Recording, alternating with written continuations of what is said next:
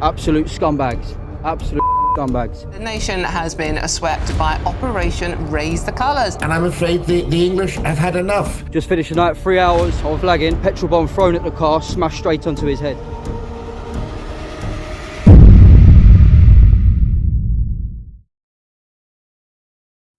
Welcome to Tactical Truths, the go-to series for military news, tactical analysis and frontline stories that matter. Before we get started, I need your help. 73% of you who watch regularly haven't subscribed yet. If you like what we do, hit that subscribe button, it's free, and helps us make this show better for you every single week. I'm Phil Campion, former UK SAS, and this is Tactical Truths.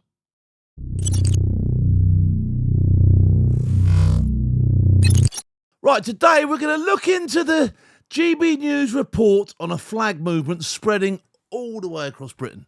Supporters say it's a sign of unity and pride. Critics say it's just another protest stunt. The bigger question is, does it mean the start of something serious? Or will it just fade out like so many other movements before? Let's get into it, shall we? Watch the moment a man raising the St George's flag was set upon with a petrol bomb in Stevenage. Move the car, bro. Put your flags up, get petrol bomb. Let's go. That's pretty extreme, isn't it? That's pretty extreme. I'm going to tell you, for putting a flag up, that's pretty extreme. Petrol bombed. Thrown at the car, smashed straight onto his head. Absolute scumbags. Absolute scumbags. As part of the Raising the Colours movement, a group of men had been out for 3 hours when a car allegedly pulled up and hurled a flammable object at the head of one of the men. This sock, And there you go. That's the division it's causing. doused in alcohol, appears to be the weapon used. Police were called to the scene. Police are here. Police are called. Toothless tiger, perhaps. What are they actually going to do about it? What are they actually going to do about it? Do you know what I mean? They're going to log and record it. They're going to take down all the details. Are they going to spend any time actually looking for these people? Don't know. Well, remains to be seen.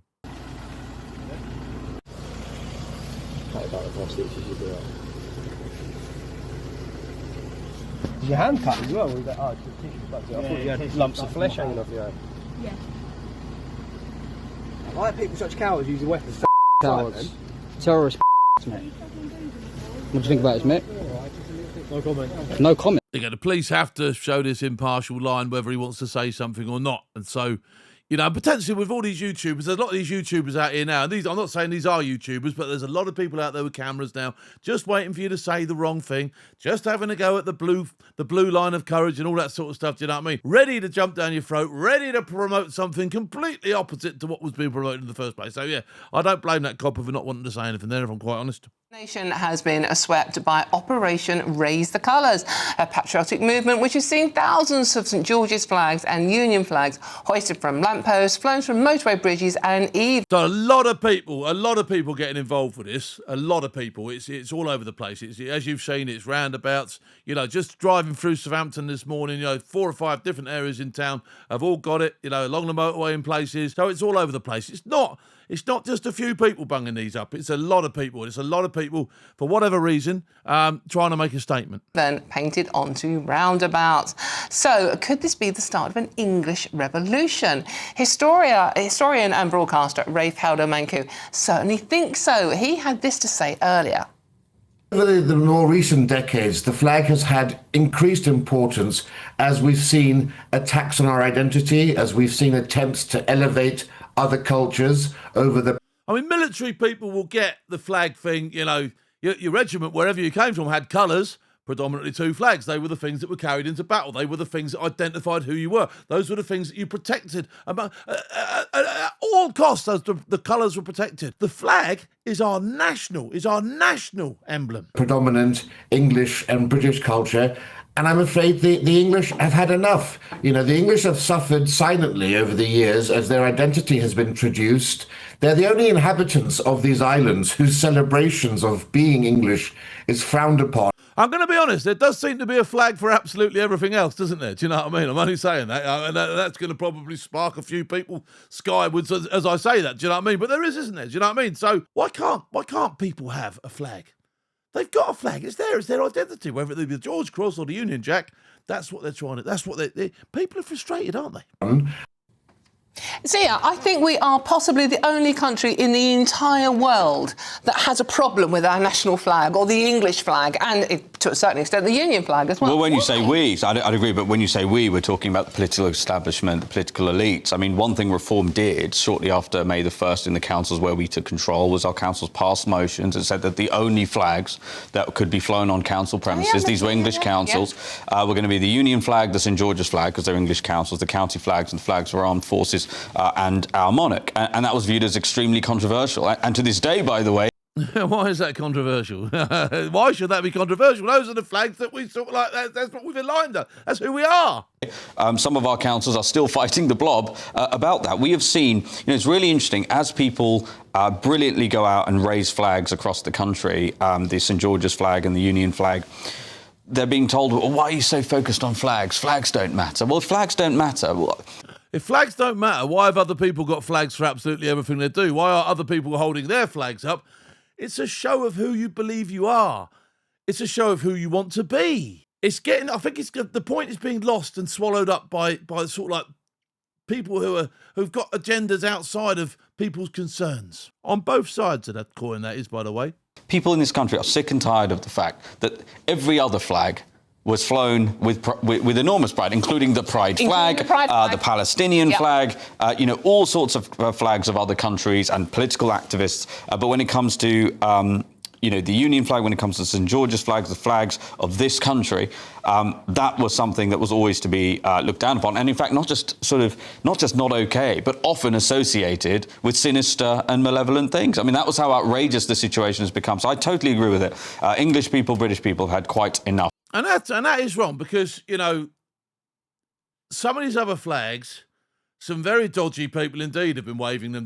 Take the Palestinian flag for example, okay? Now, I know a lot of Palestinian people. I know a lot of very good Palestinian people, and I've been to Gaza, so I know what I'm talking about here, all right? That flag has also been associated with Hamas, who are an extremely evil organisation, absolutely bonkers, and you'd have to understand it and see it firsthand to really understand it. And I have, all right? So I understand, they wave that flag as well, all right? Okay, so does it distract from whose identity it actually is? It's their identity, isn't it? It's not our identity. Why are we waving it for them? See, you don't have a problem with it. You are a person of colour. You don't have a problem with the flag. Of course not. Of course not. No. Bill, what is wrong with our flag? There's nothing wrong with our flag, and so why I are support people so upset when it's hanging from lampposts and motorway bridges? Keir Starmer's made it very clear that this government supports the right of people to fly the flag. There've been a handful. Flags are powerful things. They're not just cloth on a pole.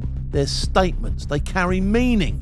And they can ignite something bigger. History tells us that a flag raised can spark revolutions, but it can also end up forgotten if the fire behind it burns out too quickly.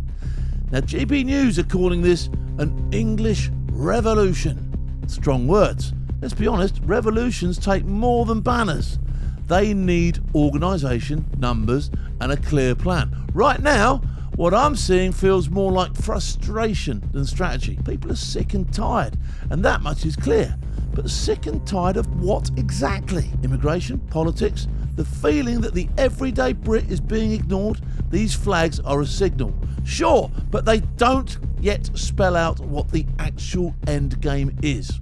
We've seen similar movements before, the yellow vests in France, the truck convoys in Canada, and Brexit marches here in the UK. Some of these flare up, make headlines, get the attention of the cameras, but only the ones with structure and leadership go the distance. Without that, they're like fireworks. Bright for a moment, then gone. There's another question sitting in the middle of all of this. What does it actually mean to be English today? For some, these flags are about pride and identity. For others, they're a line in the sand, seen as division rather than unity. And that's where this British movement will either grow or collapse. Because if people can agree on what those flags stand for, it could build momentum. If not, it will fade the second the media attention drifts away. So, English-British revolution or just noise? Is this the start of a bigger fight over national identity, or will it vanish when the cameras move on? What do you reckon? Drop your comments below. And if you want the conversations that we can't discuss openly. Join our membership. It's only 16 pence a day. Force TV Plus.